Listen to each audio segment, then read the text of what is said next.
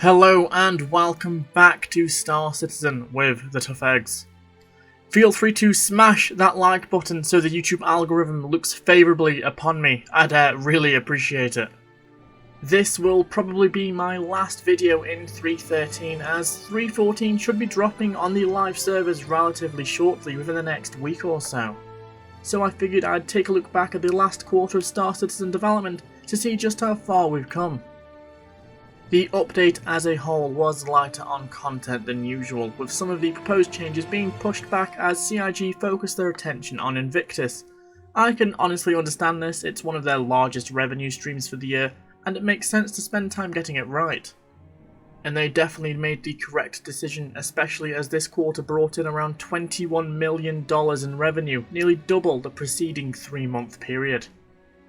And in retrospect, they did a very good job of this event. It ran pretty smoothly besides a few bugs, well, at least for me and those I played alongside. Lots of new players joined the verse, and as a whole, I think the Star Citizen community treated them very well, which is always nice to see. The age-old questions of how to open hangar doors and equip helmets were brought up every minute of the day, but there was an outpouring of support for the most part, which was lovely to see. Getting to test out all the flight-ready military ships is always nice, and the bonus of touring a Javelin and admiring an Idris as it patrolled a station was something we'd never before seen. On top of that, trading worked for a whole 7 days. For one precious, short week, we all managed to experience trading for the first time in a long time. I loved it. I really hoped it would make a more permanent return, instead of working for only this time-limited event. But, coincidentally, this also turned out to be the subject of my most popular video, which I'm also very grateful for. 2 new ships also released during this quarter, those being the massive C2 and M2 Hercules Starlifters. As of 3.14, both of these ships will be available in-game for AUEC and will definitely give the Caterpillar a run for its money. As much as I adore the Cat, the C2 really does outperform it in most areas, so I can see a lot of players jumping ship from the old reliable Caterpillar. By their own right, these 2 ships are some of the most polished and well put together vessels released so far in the game. The Crusader brand really has been a testament to CIG's growing skill and ability to turn out fantastic ships. Now we just need to hope the Starfarer maybe gets a little love in the future too. Moving on to gameplay changes, mining was improved with the inclusion of components. These items remained on your vessel permanently, provided you didn't 30k or blow up. Though blowing up became a lot less frequent with some ships like the Constellation, as SDF shield tech was also implemented. When installed, these mining components provided passive bonuses to numerous areas, a more detailed breakdown of which can be found within my channel. Reputation was also edited, bringing information that was only available in the background during 3.12 to a more prominent location. With this new Mobiglass tab, you could accurately see your reputation level with your various groups and individuals in the verse, allowing you to see your current bonuses and how close you were to achieving a higher bonus or losing your current one.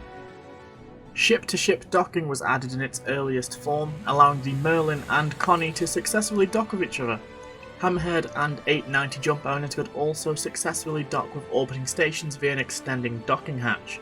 Docking will be continually updated in the future, but a prime example of this was the Javelin docking at numerous stations to allow the onboard tours to take place, which was truly unbelievable to see in real time, especially if players started to intercept the fleet, causing the larger ships like the Idris to open fire, which was honestly spectacular. However, it definitely wasn't all good, and there were also some less favourable additions to the game. Bounty hunting received a massive nerf, halting the insane monetary gains available in 3.12, and the Invictus trading we all enjoyed was pulled away from us just as many players started to take an interest. All in all, 3.13 added some great in-game experiences. It may have been light on content, but the content that was added further fleshed out mining, improved shield tech, and pushed the game to its limits in regards to screen real estate. Sadly, however, it may have also ushered in the end for Port Olisar, a station near and dear to everyone's hearts, as Orison is now fast approaching. Thank you for watching, guys. The past couple of months, whilst being somewhat quiet in the verse, except for Invictus of course, have actually been very interesting for the channel, gaining over 250 subs and nearly 2,200 hours in watch time, all of which I am incredibly grateful for. The channel is slowly growing, and that's all thanks to you guys. If you do want to view more content from the Tough Eggs, feel free to like and subscribe. I can't wait to see what 3.14 will bring and maybe run into some of you guys in the verse too. But as always, take care, and I'll catch you next time.